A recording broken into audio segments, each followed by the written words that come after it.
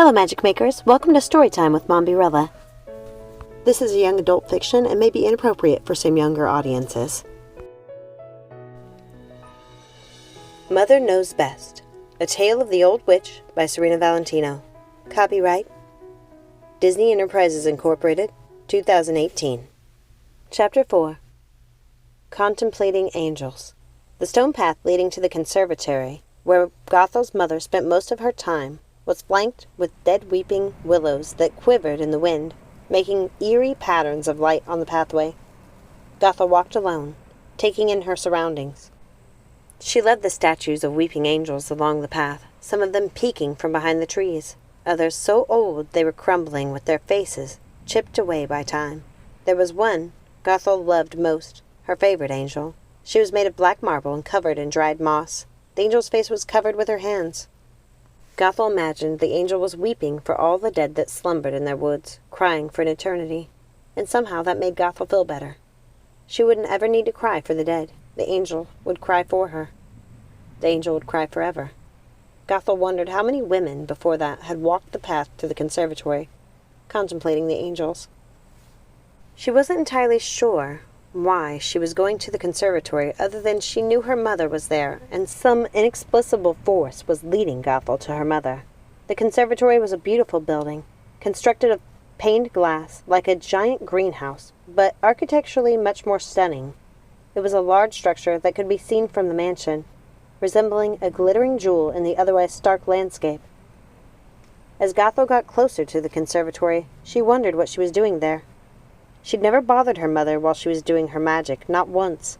She'd never even asked to be let in the conservatory, but she felt different that day. Somehow, she felt more powerful and brave, knowing later she would be gaining some of her mother's powers. Something about that day was different. "Something about today is different, my pet," said her mother, standing in the doorway of the conservatory. "Mother, I didn't see you standing there." "Would you like to come inside, Gothel?" Sure," said Gothel, walking tentatively to join her mother. "Don't be nervous, my sweet. One day this will be your place of power." She smiled at Gothel, reaching out her hand and said, "Come inside." The building was filled with a blinding golden light, brighter than the sun, brighter than anything Gothel had ever seen. She wondered how she hadn't seen the light from outside the building. "Magic, my dear," said Minia with a laugh. Gothel was dazzled by the brilliance of the flowers, too awestruck to reply to her mother. She couldn't guess how many flowers were in the room.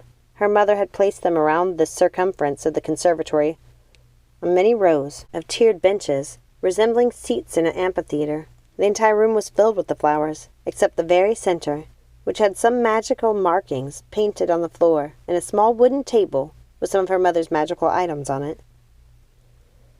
The light of the Rapunzel flowers was glowing more brightly than the lights coming from the numerous lanterns her mother had hung on large wrought iron hooks around the room. The sight of it almost took her breath away. "This is your real inheritance, Gothel. This is our legacy," said Minia, her arms outstretched.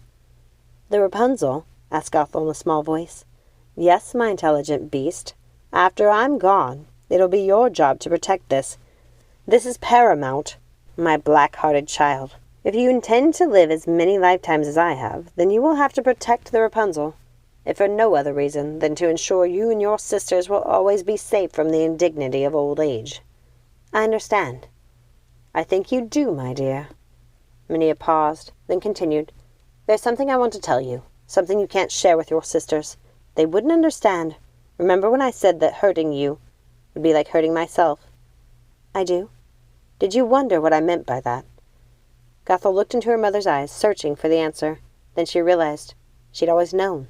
She'd felt it since she was very young, but never had the proper words until that moment. "Because I am you. I don't know how, but I can feel it. You've always been the smart one, my sweet, always so sensible. You know I love your sisters, but you're truly mine, Gothel. You're my favorite," said Minia, giving her daughter a rare smile. "Really? Is that true?" asked Gothel, wondering if her mother were being honest with her. "What makes you doubt it?" "Our names," said Gothel in a small voice. Minia laughed. "Because you don't have a flower name." You think that makes you any less precious? To me, it makes you unique, Gothel.